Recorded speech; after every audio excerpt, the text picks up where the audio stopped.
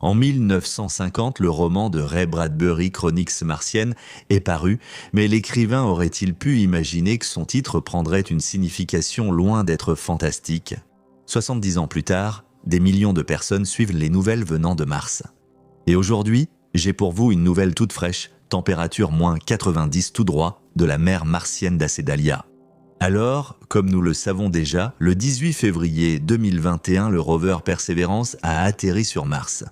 Au moment du montage de cette vidéo, il avait déjà parcouru ces incroyables 270 mètres et maintenant sa position peut être suivie sur une carte interactive dont la NASA a parlé sur son Twitter. Le lien de la carte est dans la description sous la vidéo. Une autre fierté des scientifiques a été la découverte d'un véritable champ de pierres.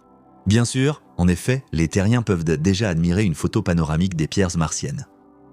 Il est difficile pour ce bourreau de travail de fonctionner ainsi, mais rassurez-vous, les roues de Persévérance sont conçues pour bien pire. Elles offrent au rover une accroche de bulldog sur le rude terrain martien grâce à des moteurs individuels pour chacune, des rayons et des tubes en titane, ainsi que 48 crampons. Évidemment, des rochers de 40 cm ne lui posent aucun problème. Et ce n'est pas tout. Les deux roues avant et arrière sont équipées de moteurs pivotants, ce qui garantit au rover une rotation à 360 degrés l'empêchant ainsi de patiner. Si seulement Trexis adoptait une telle technologie.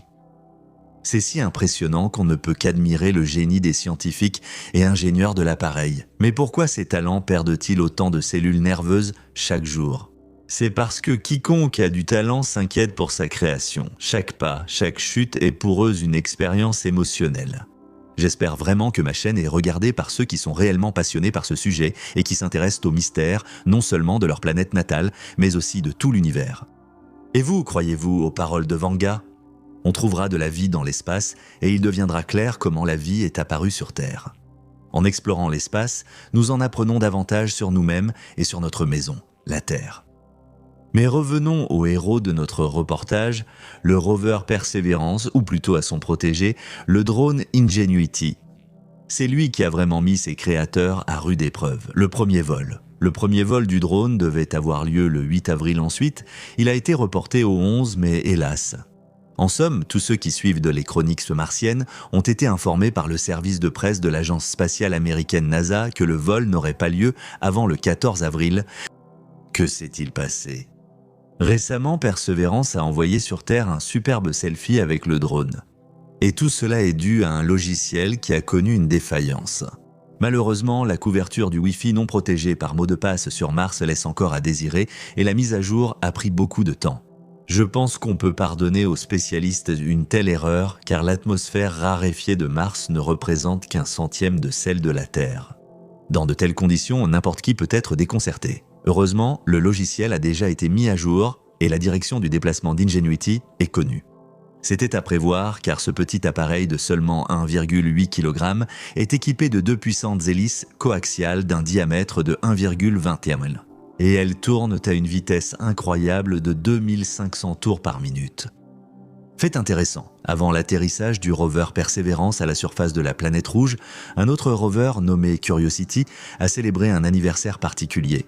Ce vieux rover, qui est en fait un véritable laboratoire chimique autonome, est arrivé sur Mars le 6 août 2012 et en janvier de cette année, il a fêté ses 3000 jours depuis le début de sa mission sur la planète rouge.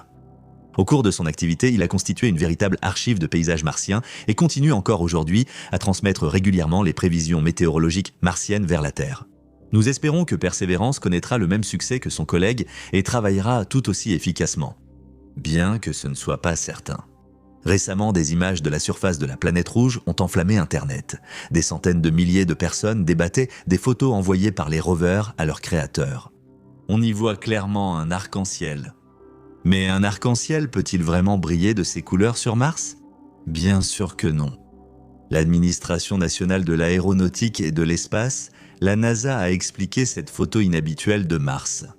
L'arc-en-ciel apparaît à cause de la lumière réfléchie par les gouttes d'eau. Cependant, ici, il n'y a pas assez d'eau pour la condensation, et il fait aussi trop froid pour qu'elle soit liquide. Cet arc est un reflet dû à l'objectif. Mais alors, comment expliquer ces traces mystérieuses à la surface de Mars ? Donnez vos hypothèses dans les commentaires.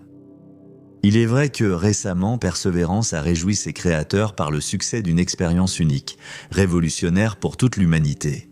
Comme on le sait, la principale mission du rover consiste à prélever du sol martien et à rechercher des traces de vie biologique. Mais ce travailleur infatigable a réussi à extraire de l'oxygène pour la première fois de l'atmosphère de la planète rouge. Cet événement historique s'est produit le 20 avril.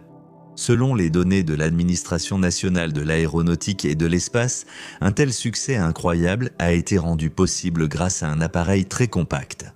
Mars Oxygen In Situ Resource Utilization Experiment, ou en abrégé MOXIE.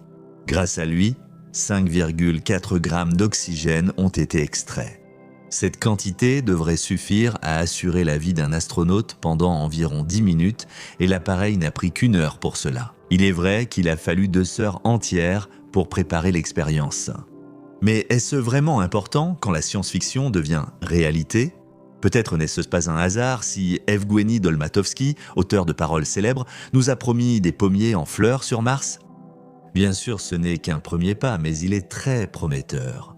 Peut-être que le moment où les gens pourront profiter des couchers et levers de soleil bleu sur Mars n'est plus très loin. Oui, à cause de l'atmosphère diffuse, les levers et couchers de soleil sur cette planète étonnante sont radicalement différents de ceux de la Terre.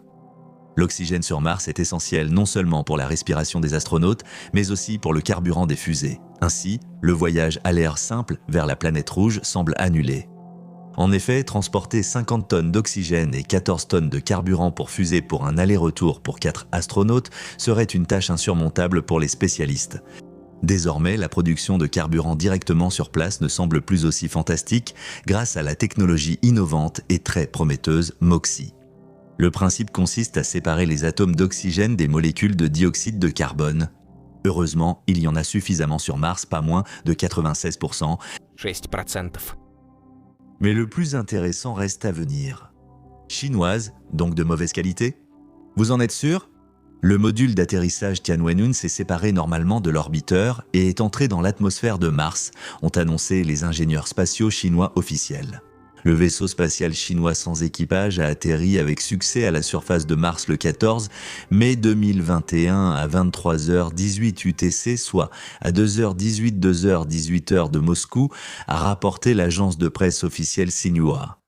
Le 24 avril, l'administration spatiale nationale chinoise a annoncé que leur premier rover martien, transporté par Tianwen-1, serait nommé Zhurong. Dans la tradition de traduction russe, cela peut se prononcer comme Zhuzhun. Pourquoi précisément ce jour-là ? À la même date, mai en 1970, les Chinois ont réussi à lancer leur premier satellite, appelé Dongfangong 1. La Chine a lancé sa sonde martienne Tianwen-1 le 23 juillet 2020. L'engin spatial, composé d'un orbiteur, d'un module de descente et d'un rover, est entré en orbite d'atterrissage autour de Mars le 24 février. Les ingénieurs et scientifiques spatiaux chinois ont choisi comme zone d'atterrissage potentielle une région relativement plate dans la partie sud de la planète, la plaine d'Utopie. Des études antérieures ont montré que le site d'atterrissage potentiel pourrait être le bord d'un ancien océan ou d'un lac datant du lointain passé de Mars. Ce n'est pas dû au sens esthétique des habitants de l'Empire du Milieu, mais au fait que les scientifiques chinois attendent de nouvelles preuves de la présence de glace d'eau. Quels sont les objectifs scientifiques que se fixe Tianwen-1 ? Ils incluent la cartographie de la morphologie et de la structure géologique, l'étude des caractéristiques du sol de surface et de la répartition de la glace d'eau, l'analyse de la composition du matériau de surface, la mesure de l'ionosphère et des caractéristiques du climat martien et de l'environnement à la surface, ainsi que la détection des champs physiques et de la structure interne de Mars. L'orbiteur est équipé de 7 types d'instruments scientifiques, 2 caméras de télédétection, un radar pour l'étude du sous-sol depuis l'orbite martienne, un spectromètre de minéralogie martienne, un magnétomètre, un analyseur d'ions et de particules neutres, ainsi qu'un analyseur de particules énergétiques. Malgré le sérieux de la situation, l'appareil chinois n'est pas le premier visiteur de la planète rouge. Qui a donc été le premier ? Le 2 décembre 1971, la station interplanétaire automatique soviétique Mars 3 a effectué le tout premier atterrissage en douceur d'un module sur Mars et est restée la seule de toute l'histoire de la cosmonautique soviétique. La station martienne a commencé à transmettre des données 1 minute et demie après son atterrissage sur Mars, mais la transmission s'est arrêtée après 14 secondes et demie. Les Américains ont été les deuxièmes à arriver sur Mars. C'était le 20 juillet 1976. Viking 1 a non seulement atterri avec succès sur Mars, mais a aussi mené à bien le programme de recherche. La station américaine a fonctionné à la surface de Mars jusqu'au 11 novembre 1982, soit 6 ans et 116 jours en temps terrestre. Que signifie l'atteinte de la surface de la planète rouge pour la Chine ?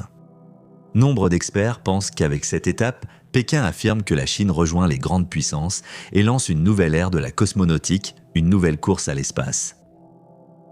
Le président chinois, Xi Jinping, a adressé un message de félicitations à toutes les personnes impliquées dans la mission. Voici ses paroles. Vous avez eu le courage de relever le défi, vous avez recherché l'excellence et vous avez placé notre pays à l'avant-garde de l'exploration planétaire. Il a dit « Votre réalisation exceptionnelle restera à jamais gravée dans la mémoire de la patrie et du peuple. » Le rover martien, nommé Zhurong, va maintenant examiner la zone d'atterrissage avant de quitter sa plateforme pour effectuer des inspections. Que va faire le rover ? Il va étudier le sol et l'atmosphère de la surface de la planète. Zhurong cherchera également des signes de vie ancienne, y compris toute eau ou glace souterraine en utilisant un radar terrestre. Vous devez être habitué au fait que les mots chinois ont tout un champ de signification, parfois philosophique. Comment se traduit Zhurong du chinois ?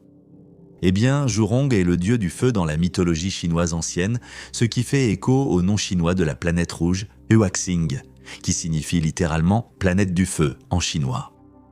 Vous vous rappelez Prométhée qui a donné le feu aux hommes ? Le feu a apporté chaleur et lumière aux ancêtres de l'humanité, et le feu a illuminé toute la civilisation humaine. Selon Wu Yanhua, vice-administrateur de l'administration spatiale chinoise, nommer le rover d'après le dieu du feu signifie « allumer la flamme de la recherche à grande échelle de la Chine ». Littéralement, Zhu en chinois signifie souhait, exprimant un vœu de bonheur pour l'humanité dans l'exploration de l'univers. Rong en chinois signifie intégration et coopération, reflétant la vision de la Chine concernant l'utilisation pacifique de l'espace et la création d'une communauté de destin partagée pour toute l'humanité. Ce nom est un autre exemple du romantisme scientifique des travailleurs aérospatiaux chinois, après avoir nommé des engins spatiaux tels que Tianwen, Chang'e et Beidou, en s'inspirant de la culture traditionnelle chinoise. Cela témoigne également de l'esprit d'exploration et de la confiance culturelle du peuple chinois. Tianwen 1 était l'un des 3 engins qui ont atteint Mars en février de cette année. Le rover américain Perseverance s'est posé avec succès le 18 février dans un immense bassin appelé le cratère G0, à plus de 2000 km de la plaine d'Utopia. Espoir, ou Al-Amal en arabe, le 3e vaisseau spatial arrivé sur Mars en février de cette année, n'est pas conçu pour atterrir. Lancé par les Émirats arabes unis, il se trouve actuellement en orbite autour de Mars, recueillant des données sur sa météo et son atmosphère.